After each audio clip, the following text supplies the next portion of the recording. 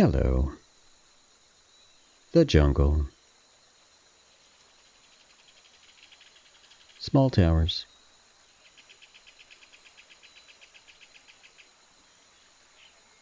When we decided to take over the software and game development channel on this, category on this stream,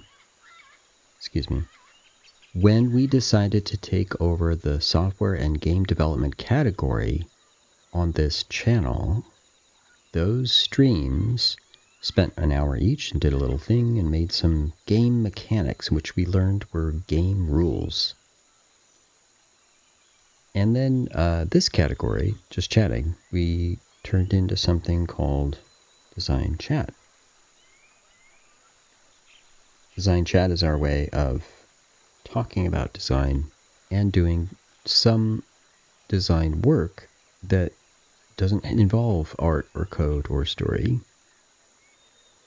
It is the rules, the game mechanics. And so we said, well, here's some things you should know about the game design process. Here's some things you know about your role as the game designer, and then let's make a game. We kind of did. It's a simple game, and we're working on it. Now with both categories, Design Workshop and Design Chat are putting the game together, and we got some things done. You can be a player character now, moves in different directions, on a 2D plane, and you're trying to get into a square that we'll just call win. This square shrinks though, and so you could lose. And we said these are the elements of the game. You know, you might want to make it replayable, but as long as the player understands these rules, you got it. And so we worked an hour at a time to get this done. Got the player even looks like a little character. And they can move around. And then we did some work to do this 1 hour at a time. And you have a win and lose condition. So modest amount of player control, win and lose condition, we're good, right? And we said, well, yeah, except there are those other parts of what the player might expect, other parts of the game that should be there to help the player answer questions like, who am I, where am I, what am I trying to do, what's working for me, what's working against me. Now, this is helpful. Having the character there definitely says, oh, that's probably me. You know, if you look at two squares, but one of them doesn't look like a square, it looks like this, you might say, oh, that must be me. But how do you know, for example, to use WASD to move? I mean, most players might try that. If they game, they might try that. If you see this win square shrinking, you might realize there's a limited time. You might figure that out. These are implied. They aren't explicit. They aren't explicitly told to the player. And so we thought, you know what? Okay, first of all, there really should be just a separation of the workload for this system so that the player handles player movement. This system handles the player control and movement, including the animation. And this system handles the win square, including the win and loss state. But should it also handle like the instructions of the game? Should it also handle whether you restart the game or go to the next level? Should it also handle all this and all that? And it was like, no, actually, let's stop there. Let's call these done. Let's offload that to a brand new feature. This won't look like anything, but it will be there managing the game. We'll call it the game manager. Sure, why not? So we worked on this. We said it should tell the player, hey, you're in level 1, ready, set, go. So there's some text. And that text can also say you win, you lose. It should be told whether they won or lost. If the player wins, they should restart. We haven't implemented that mechanic yet. If the player wins, they should restart. Now it does say you win. but there would be a little timer, and then go to the next level. If they lose, they restart. This is totally wrong. Oop. Of course, if they win, they go to the next level. I need more coffee, clearly. You know? But if they lose, we want to restart the level. And actually what we thought is perhaps we should would the player expect a choice? Now, we thought about these things as part of what we were going to do with this new feature, the Game Manager.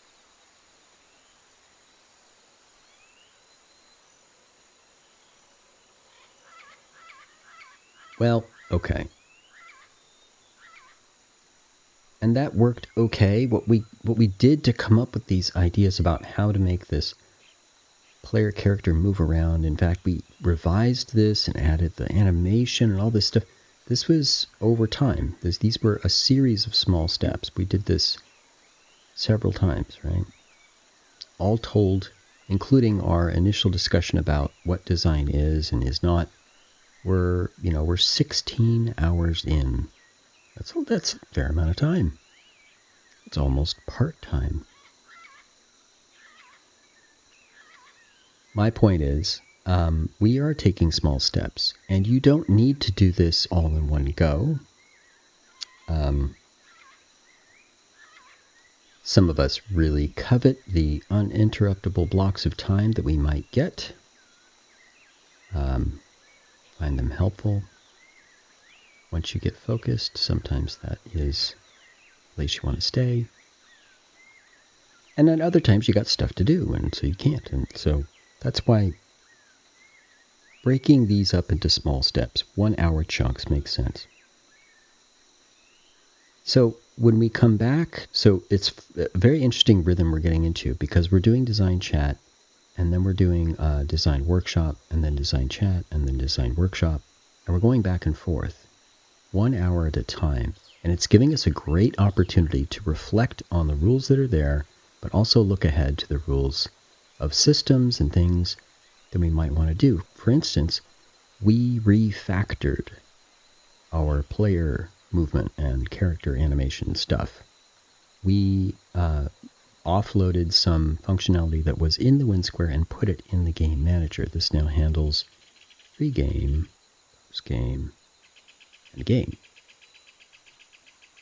We saw this because we took the time between workshop sessions. Workshop sessions benefited because we took time here in Design Chat to think about this stuff. And the work, because this is work, this is highly specialized work. The work that we're doing in this series, Design Chat, involves thinking ahead. Now, I want to make sure I don't oversimplify it, but I am advocating for it to be accessible to anyone. Anyone can do this. Thinking multiple steps ahead is the kind of lessons you learn when you play chess on a regular basis. Chess is a game where the lose condition specifically requires that the losing player has not thought ahead as much as the winning player did. The win condition comes about because you think ahead one more step than the losing player did.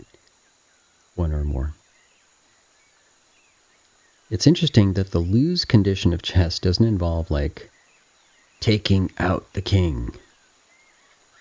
You never actually take the king. You can surrender and lay the king down, but the piece never actually gets taken off the board.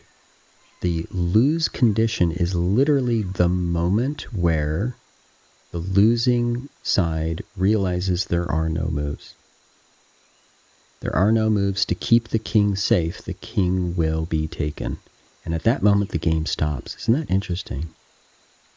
But I guess I digress.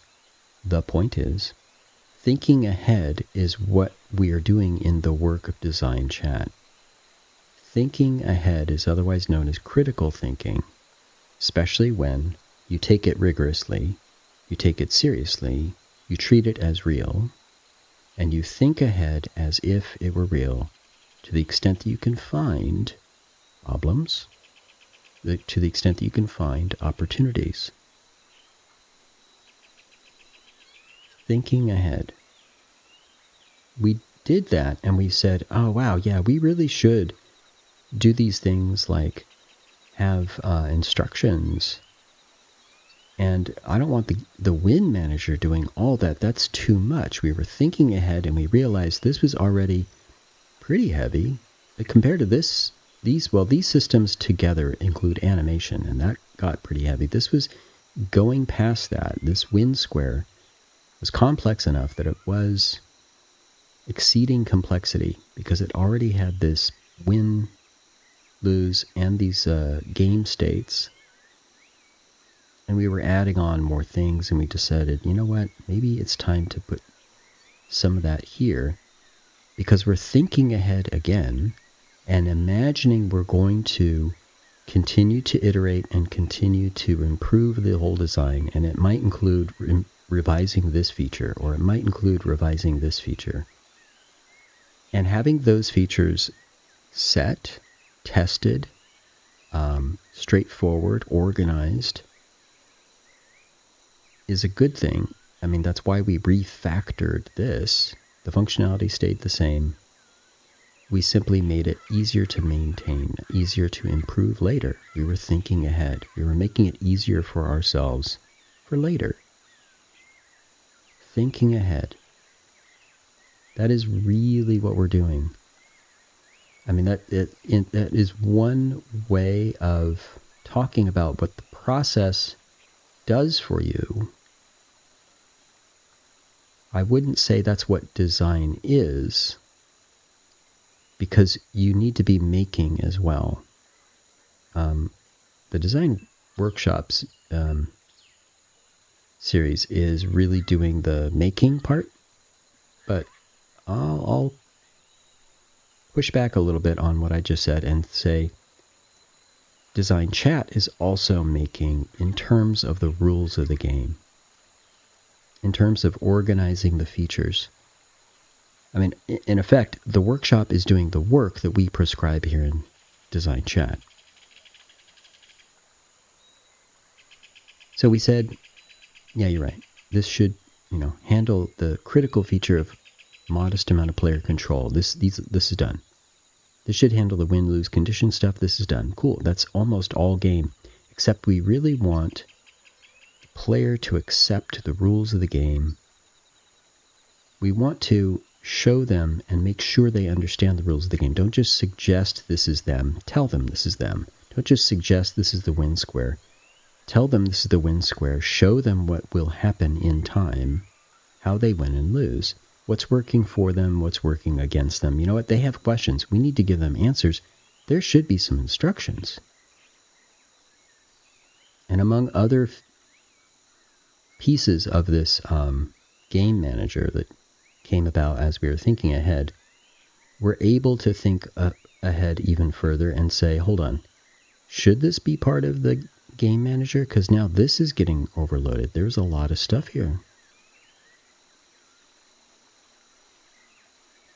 We said, maybe we need to think again about what it is that we're making for the player and how are we meeting their needs. And the way to find that out is to think ahead about what this game is coming to. Oh, hello. You're streaming. You're not hanging out. I know you, but I'm lurking on your stream too, so so fair. Totally fair. Totally fair. I appreciate your elbow. Okay. My point is this. Thinking ahead helps us to understand opportunities and problems before we get there. And like that, we said, okay, yeah, if this is done and this is done, we kind of have a game already, but the player doesn't necessarily know what they need to know. And it turns out that's one of the critical elements of a game. Yes, a modest amount of player control needs to be there, or it's not a game. That's true. A win and lose condition needs to be there, or else it's not a game. It's just a toy. That is true. But those alone could sit absent of a player, and we know if there is no player, there is no game. We need the player to accept these rules, and then they're playing. And once they play, then it's a game. Now, we talked about this early on in Design Chat, like it's a little bit of philosophy, but not really. It is very practical when you consider we design a thing, and it's possible it just doesn't exist after we make it, because we need players to accept. We need players to be on our side. We talked about something called the design promise. The game's promise, I should say, the game's promise is made by the game to the player. And it's implied. It's not an explicit contract, but it's a promise. It says, this is the game called Skyrim. It is, it's in the series of Elder Scrolls, and it is in medieval times, fantasy world, and it's got magic, and it's got dungeons, and it's got treasure, and it's got... Well, right there, I've promised a lot, but it went further. Skyrim said, yes, and you're going to battle dragons. Ooh, really? Oh, yeah. You might even ride a dragon. Now, this was implied, but it was implied with explicit detail, like a trailer that showed a dragon and you battling a dragon. Like it was pretty explicit for being implied. I know it's a contradiction in terms. Here's the point. Our game should also make a game's promise, because if the promise is made, hey player, you get to be this guy, and you can win if you can get in the square, but look out, the square shrinks. And if it shrinks all the way, you lose. Go. Now, it's kind of like that. That's how we want the player to see it, because the game is so darn simple, we really should just say it that plainly. But consider this. Sometimes the game's promise is implied with pictures, a trailer, sometimes the opening sequence, sometimes the title helps to make the game's promise. In fact, it should. And we haven't talked about theme enough yet. But our title, working title right now, is called Jump In. And it's a working title because, of course, our design process prescribes that we can always make things better. This is, good for now. And if we find something better, we'll change it. If our game kind of needs our player to understand the rules enough to accept, then what we're really talking about is, let's get the player on our side with a promise of what the game will be. That's a little easier now that we've made some stuff, because we know what the game looks like and what it will be. We can just describe it. I think that's where this phrase jump in came from. This win square is just a square, but maybe it looks like a hole and you go to the next level, because that's the mechanic. Win, go to the next level, lose, restart and try it again. Jump in. Something that was active and like call to action sort of thing. Anyway, the point is, by thinking ahead, we said, hey, wow, yeah, a player is going to encounter this game for the first time. Let's role play as them. And wait a minute, how do they know to use WASD? How do they know this will shrink? How do they know this is where they go to win? Answer is they don't. We could imply it all we want, but we don't know.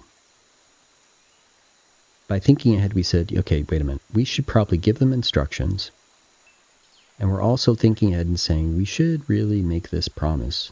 This is something we talked about early on in design chat, and you know what? I think it applies right now. We've already begun to answer questions like, who am I? These are questions the player has. Who am I?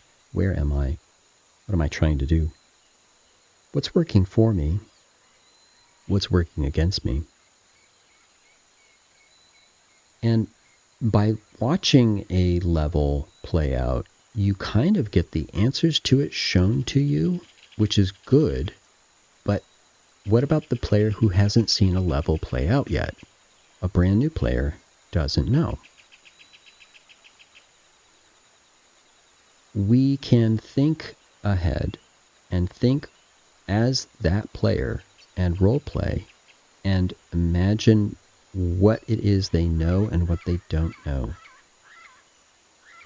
We are going to use the word ignorant to talk about this lack of understanding about critical things that they could be taught, they could know. And it points out that ignorance is not at all the same as an inability to learn. It is just not being given the information you need. You are ignorant until you're told a thing, and now you're no longer ignorant. It's actually that simple.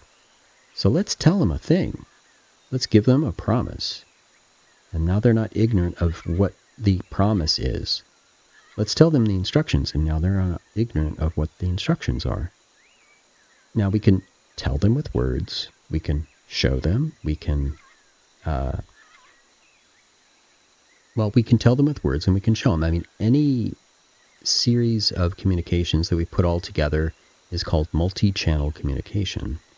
And it's a very effective way to make sure that if you didn't get it one way, you might get it another, or you might get it multiple ways, and they support each other.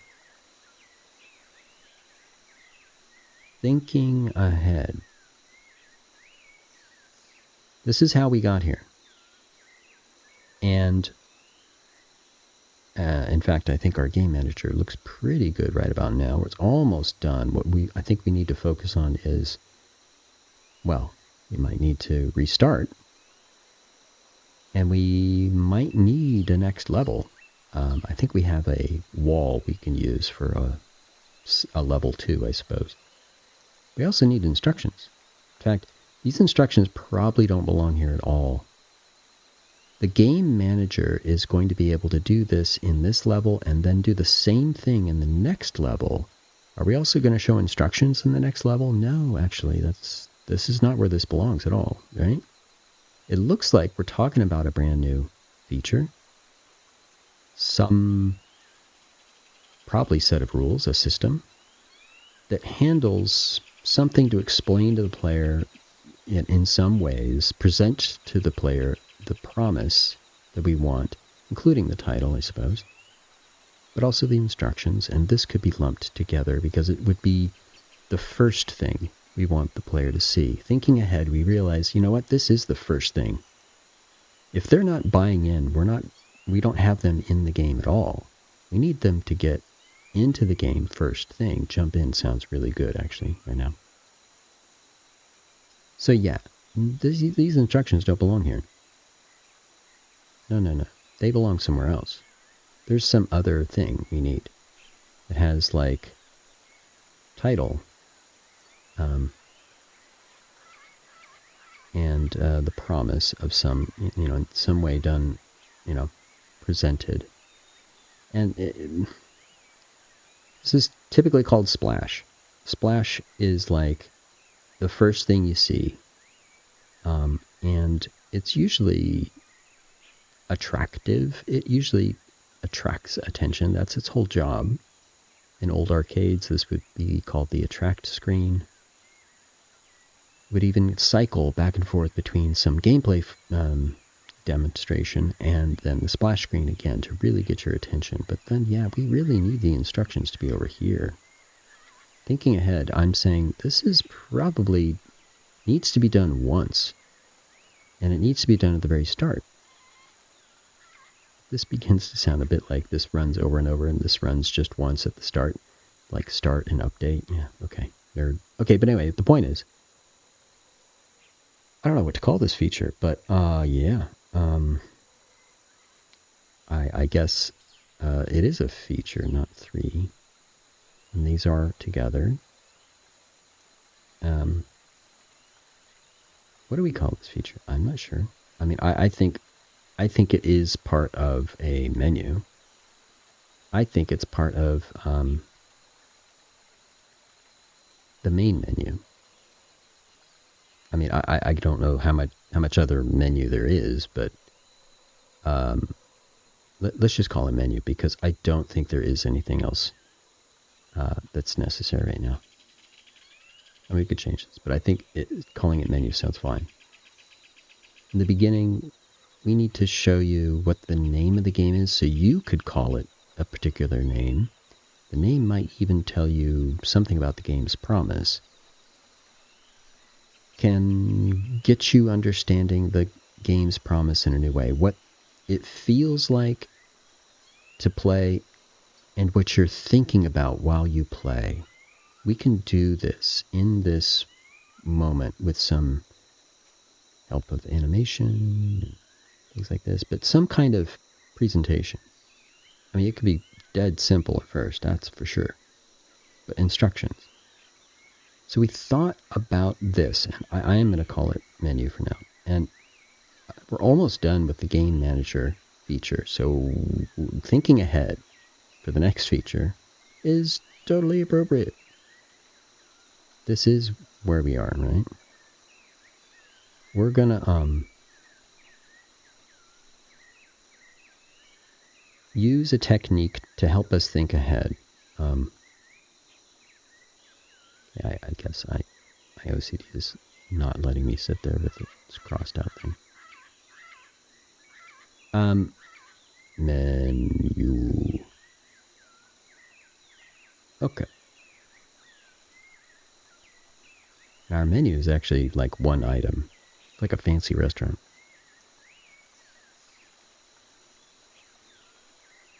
We thought ahead a little bit already, and we said, you know what, you're right.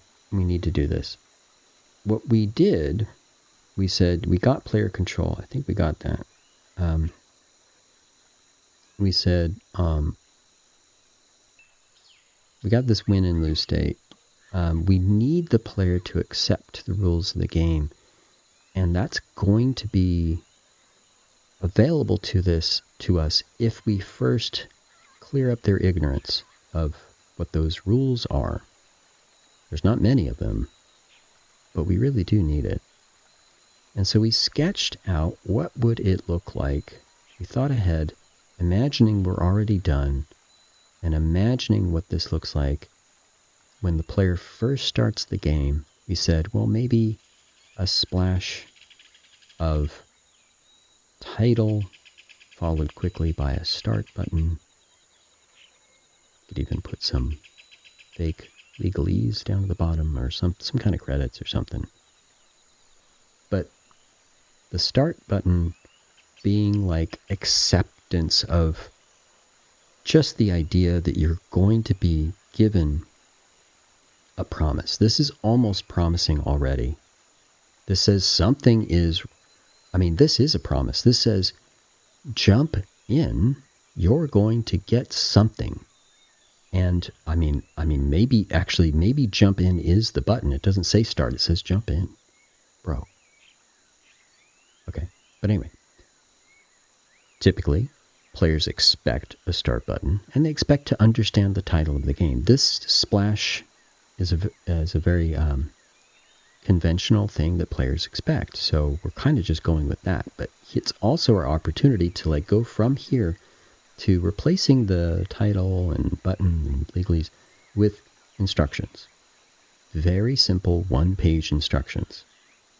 That is to say, we only need to tell them that they are this character, that they can move with WASD. That is their player control. And we need to tell them that they are trying to get into the win square before it shrinks to nothing.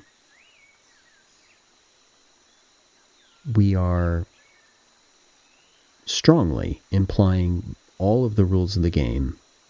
We aren't explicitly saying win and lose state, but we are implying that there is a time limit that it will shrink. Now, there's another button here, which is not insignificant. This says you must press this button before we start. Maybe actually start should be here. Wow, maybe jump in should be the name of the button here, and then start should be the name here. But the point is, splash. I don't know what it says, but I'll jump in, and this is what I see. So I'm introduced to our character's face, and we say the controls. I'm introduced to some goal that really just looks like a square right now. We need to probably make it look like something. And they're given the option to sit here for as long as they want before they say, okay, at that moment, we can call this, they have accepted the rules of the game. That's the contract. Contract is signed. They're in it. They are on our side. Let's go. And now we can actually just do this game. From here on, we could make levels and whatever, because this part's kind of done. It doesn't have the mechanic of restarting yet. It doesn't have the mechanic of going to a next level yet, because we don't have a next level. But, oh right, here's a good thing.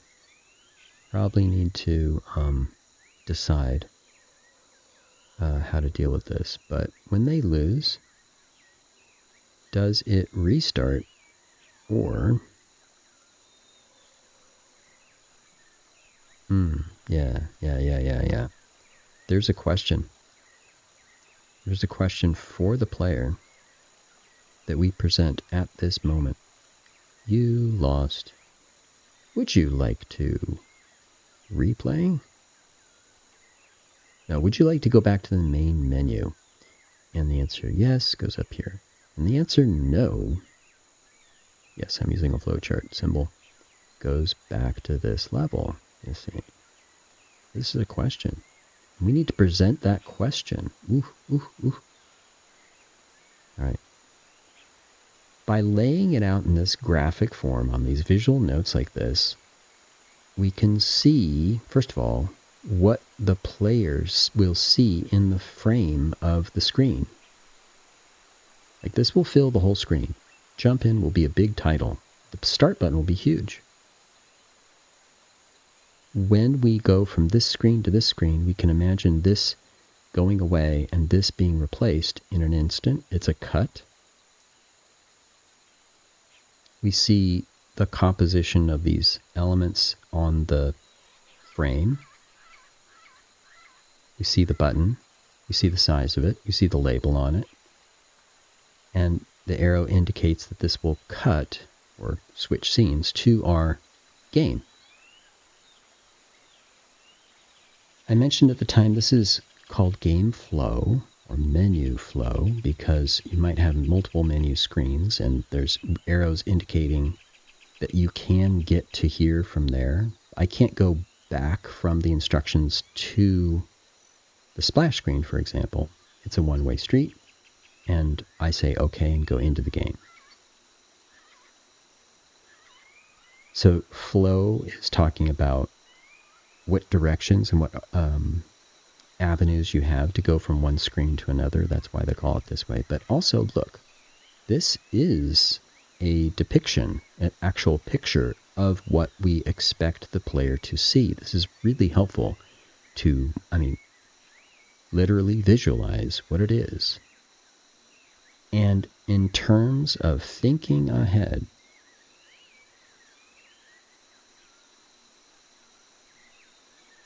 this is a super valuable tool. What we did is called storyboarding. And I know this is nothing new to some of you, but let me just point out why this is so useful for design. Even though what we are designing is a gameplay experience and not strictly graphics at all, that's art, the storyboard has the ability to say, this is the frame, and we are working in a medium that has a visual element that is composed within a frame. It's the screen. Movies have a frame as well. Art has a frame, canvas. And so we can imagine this is what the player sees. It is blank, and then we can fill it with stuff. And what we're filling it with is intentional. You know, the jump in title was very big and centered and up at the top because this is the first place people might look. It will confirm for us by drawing it and putting it in the frame that this is going to grab some attention just by the size and placement of it. The fact that there's nothing else on that frame also helps. Now, if we fade up a button, or if this is the button or something like this, that would, actually I think title and button are typically separate and might be confusing to a player to think to hit the button called jump in. But the point is, the storyboarding that we did here is a way to think ahead very clearly. We could have just said, we need a menu system that leads us to the game. And if we win, we go to the next level. If we lose, we give them the option to go back to the menu. We could have just said it with words. We would still have to eventually figure this out. Eventually, we present something to the player. What this does is show us what we are showing to the player. This confirms for us what our current design does in presentation, visual presentation to the player. You know, absent of animation, absent of sound, and that's okay. Here's why storyboarding might be the most useful tool in certain situations, and I want you to consider it a tool that you can use. It's because you begin to realize I almost said the ignorance. What we're trying to overcome for our player is the potential that they still have questions about what is going on in the game, that they haven't accepted the rules because they don't know them yet. They're not on our side yet because the game's promise hasn't been made. And what we can do is work on what we present to them as an enticing promise. Hey player, jump in. This promise says we have an experience for you. I mean, you may have noticed you downloaded a game, but this experience is going to include action. Jump in. It includes your engagement, and as a result, you're going to get something cool out of it. Okay, I'm not going to write that well. Be able to do it better.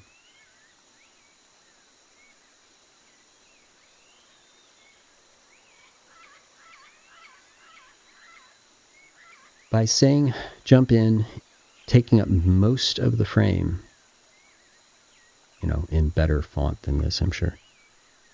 But with like the glowy thing around it, with like nothing else to get in the way up here, right? I wouldn't want a busy background or anything like that. I kind of just want to focus. That's why, you know, these glow lines actually point inward because they're focusing here. A little bit of graphic design is being applied here. We are talking about designing the experience of the viewer and where their eye goes, yeah. If this start button is there at the same time, that's probably okay. It might even be better to wait and make it appear later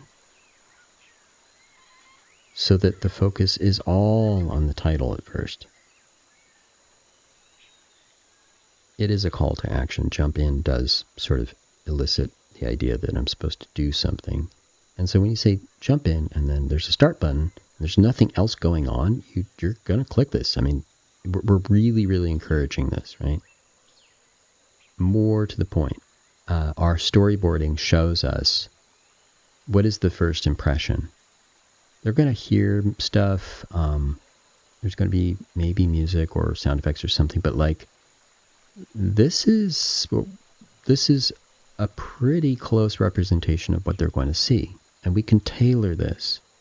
We can tweak this. We can decide we're going to delay the appearance of the start button, the size of it. We're going to put another button over here that says, credits. I don't know what, right?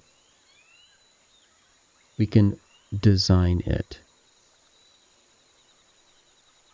We can see what the player will see. This is a test, and as the player, we can evaluate based on the fact that I am ignorant of what this game is at all. What do I see? What do I know? What do I get from just this one screen? Not much except a call to action and a start button. So I guess I'll press the start button. It asks me to jump in. And I am a game player. I mean, I don't know what this is, but I'll try. I still have lots of questions. All I know is I'm being asked to jump in. I don't even know who I am in the game world. I don't know what the game world is. I don't know what I'm trying to do other than hit the start button, I guess. I mean, there's still a ton of questions. But we're basically saying, would you like to play a game in general? And I say, yeah. By hitting the start button, we know they said yes. And so therefore, we're like, okay, cool. Because let's start answering those questions you have about who you are. Well, you're this guy. What you're trying to do. Well, you're trying to go here.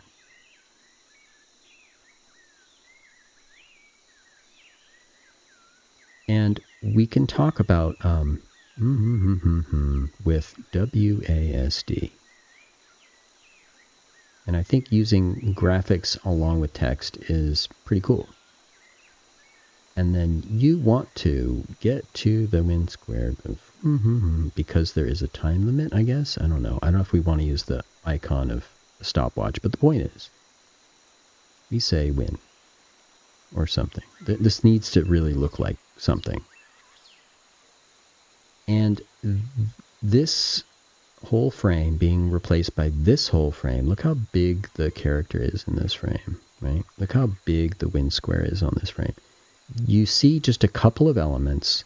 It's top to bottom composed with some words to sort of tie it together. These will reinforce the player control. These will reinforce the win-lose condition. This is pretty straightforward and simple, and there's nothing else in this frame. The player said start, and this is all they're given, except this, a tiny little OK button. And I say tiny because we don't want them to accidentally click it at first. In fact, this start button should be nowhere near wherever this location is for the OK button, so they don't accidentally click through it. In fact, we could delay the appearance of the OK button for a second or two, just to make sure that if you are just starting this game, you have to see this, right?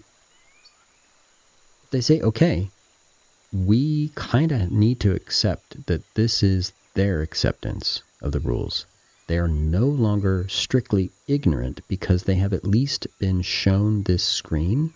Whether or not they absorbed it and paid attention to it is a different matter, and that we can't control. But we can try to entice them. This is clear of everything else, and this is the only thing to look at. That's a better way to encourage them to pay attention. We see, a similar glow or something to focus the attention. We could do these things. We could make this appear and fade up at different times, to really focus the attention. We could do that. Just encouraging the attention to be focused. That'd be fine. This is storyboarding. We just draw the frame, the in a standard size, in a standard dimensions, vertical and horizontal, so that we can compose things inside it. We're composing the size of it, the placement of it, the number of things in this frame, so that to understand if we went from one to the other, the player would see this sequence. And in animation, storyboards convey micro changes, small changes in motion. These don't need to be micro at all. This is a major change from one whole screen to another whole screen.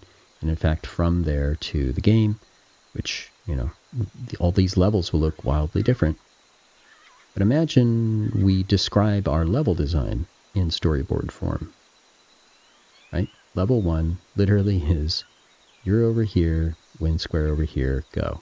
Because we're trying to teach the game, this is all we want to do level 1.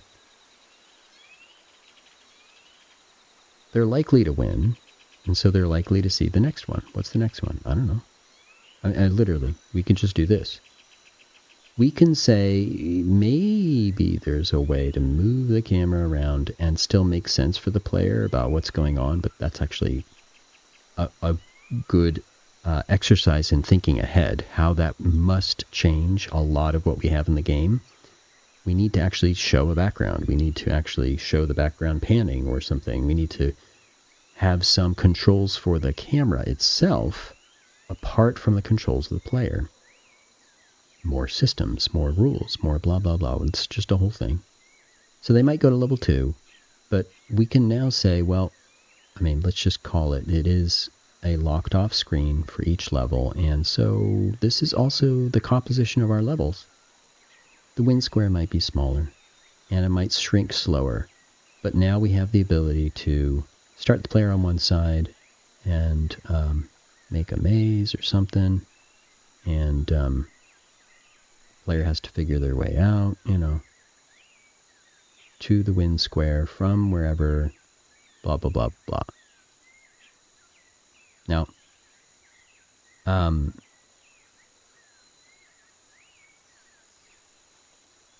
whatever this is, whatever these subsequent levels are, level 2, level 3, blah, blah, blah, blah, we can spend time doodling, effectively, by drawing this square, or this rectangle, and just sketching a square and a little dude. Basically a circle and a square. Circle is our player, square is the wind square. And then just fill it in with whatever. There could be walls. I guess we should, if we're going to talk about level design, we talk about what other elements are there. There could be a conveyor belt, I suppose, that moves the player and travels a particular direction. There could be a door, I guess, inside the wall. There could be fire. I don't know. Who knows? Right? But those things could be composed inside a frame, whatever the level designs are. And then we could say, well, maybe we can just come up with all the ideas of what the levels might be and prioritize them. Does that sound like the design process? It is. To come up with all the different ideas of what levels are might just be a bunch of these storyboard designs. To prioritize them might be to say, well, which one is like the next easiest one? Right? Which one teaches the player the next thing they need to learn? What is the next easiest one? That might be the way that we prioritize, and therefore this must be level 2, that must be level 3, and so on. Because we have a bunch of them to choose from, we can just order them in the way they should be ordered. As opposed to saying, well, now we have to design level 3. What is level 3? Okay, now we're going to design level 4. What is level 4? Don't stress about that in that way. Designing it as a level 3 level is not necessary if we can just come up with 20 of them and decide, okay, but number 18 is actually the easiest. That's going to be level 2. Number 7 is a little bit harder because of this or that, and so that might be a good level 3, etc. What we're doing is thinking ahead. We haven't really talked about level design. But I suggest storyboarding might be a fantastic way to do level design of this game, because it could be locked off within the frame, and therefore we're just composing pieces inside the frame. That's exactly what storyboard can communicate. And we can sketch and sketch and sketch. This is really easy, fast, and we can choose from a bunch of different designs. We'll leave some on the cutting room floor, etc., etc. Thinking ahead. This menu really is not much. It has a button that goes to another screen, so it needs to display this and then turn that off to display this, the instructions. In fact, the start button effectively turns into the OK button, but needs to effectively change. The label needs change, maybe the size change, maybe even it needs to disappear and reappear again. The effects of the button need to change. The start button goes here, but the OK button goes to level 1.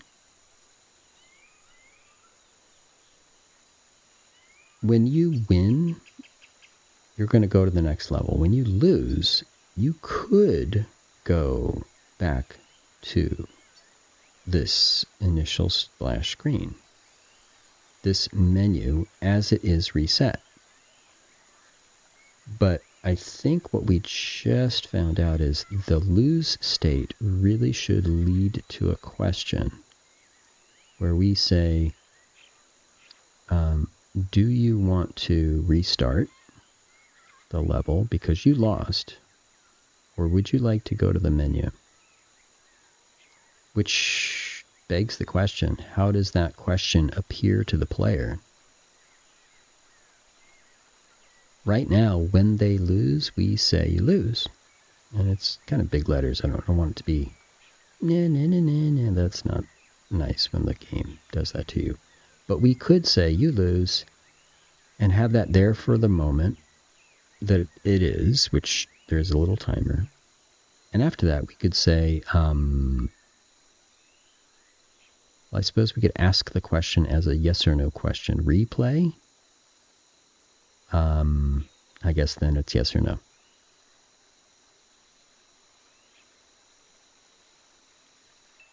Which means there's 2 buttons.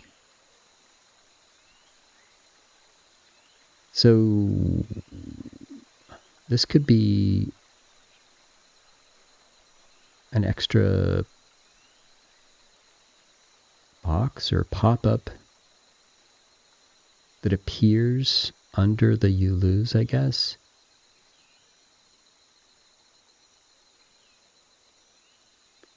And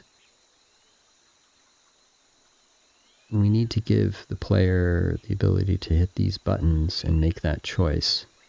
So far, that might be the conventional way to do it.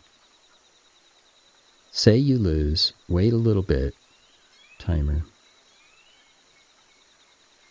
Like, we need to actually have a moment where it just says you lose by itself, and then we do this after the timer's done.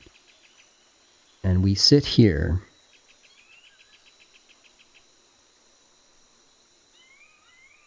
perhaps we fade the you lose out, because I'm honestly feeling like this is the kind of game that should avoid talking down.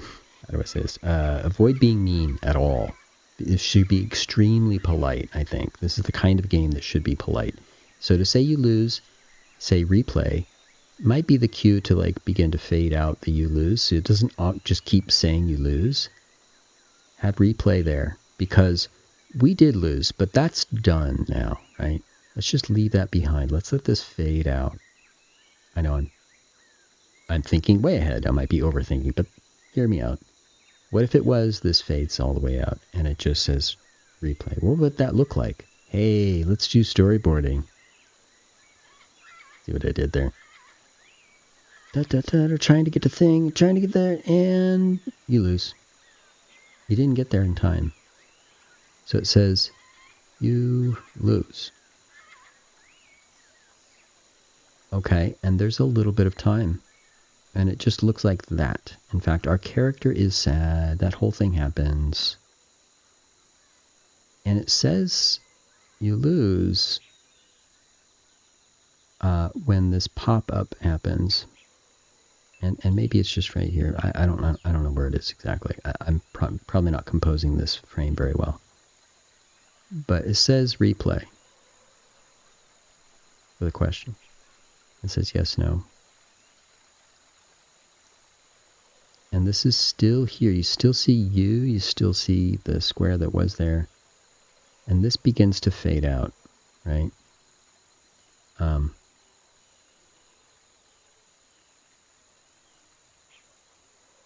So if you didn't hit yes or no, it's still there. You still see you. You still see the thing, but it doesn't say you lose anymore. It just has the thing that popped up. It says replay. Okay, now we can basically test. Role play as the player. Imagine these are not scribbles, but actually say the things to be said.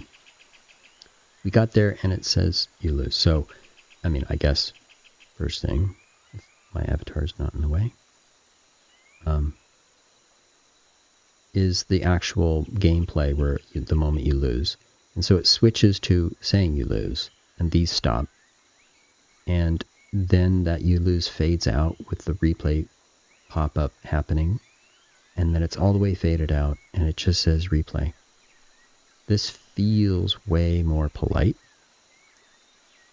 If that's a priority of this game, and I'm going to assert just for the purposes of explanation of why we would go through the storyboarding process to think ahead, I'm going to say it is. It's an important thing to be polite. My goodness, yes. Wouldn't you agree? And now I can look at this panel. Imagine it now looks like this with this change. And now the same panel looks like this with this beginning to fade out and this popped up. And now I can imagine it changes to this where the you lose is totally gone. And it just asks replay. I think that's way more polite. It is better in terms of encouraging replay. If it just says you lose, would you like to replay the lose? No, I don't want to replay the lose. Now, gamers understand what lose and replay mean. They understand this. But I think through storyboarding, we can see there's a little detail on this that I might want to do with this mechanic. We have the use popping up and we can throw a timer on it. When the timer is done, we can pop up the thing that says replay and begin to fade this out. I guess there's going to be some timer on that. The amount of time to fade out. Now, this outlines the mechanic, the set of mechanics, the system that would happen here. At this point, where the player loses and they're given the question, do you want to replay? Yes or no. And if no, we're just going to send them back to the menu. By thinking ahead, we see opportunities, we see issues. That's exactly what design is good at. And the techniques we use, including storyboarding, but also our design process and that rhythm of working through it and allowing things like the title to just be what it is now and allow it to change if we find something better. Thinking ahead, thinking about what it's like to be the player, thinking what it's like to be a player who's ignorant. Thinking about what it's like to encounter one screen at a time with these changes.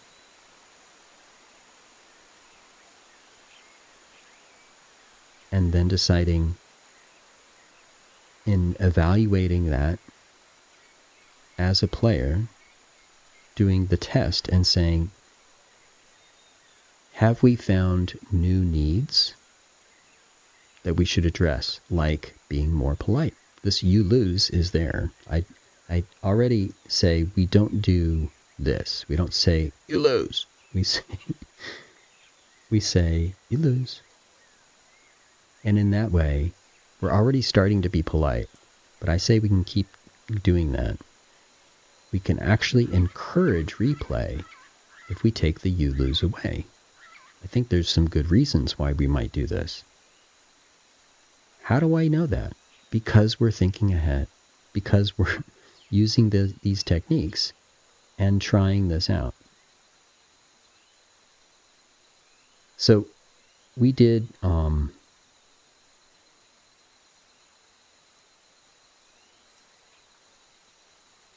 talk about design in very general terms before. And we talked in general terms about how a designer works. In design chat, we've progressed now to say, so let's put that in practice, because really it's harder to describe what it's like to work on this stuff and to work in this way until we actually work. And what we've been showing now are some of the techniques that echo what we talked about earliest on. We talk about what the designer does and how the design process works. We've been following that pattern. And we're, along the way, introducing new techniques and tactics. And coming closer to a place that looks more and more like a game. Every time we come back to the design workshop and implement the things we've been talking about in design chat, it looks more and more like a game. So we'll continue to do that.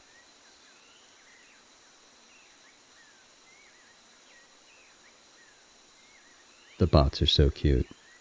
Upgrading and casting spells and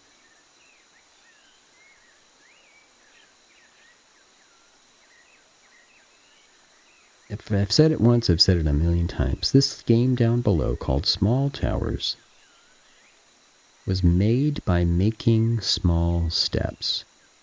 It was made by thinking ahead. It was made by imagining I'm an ignorant player given a game's promise, and if I accept these rules,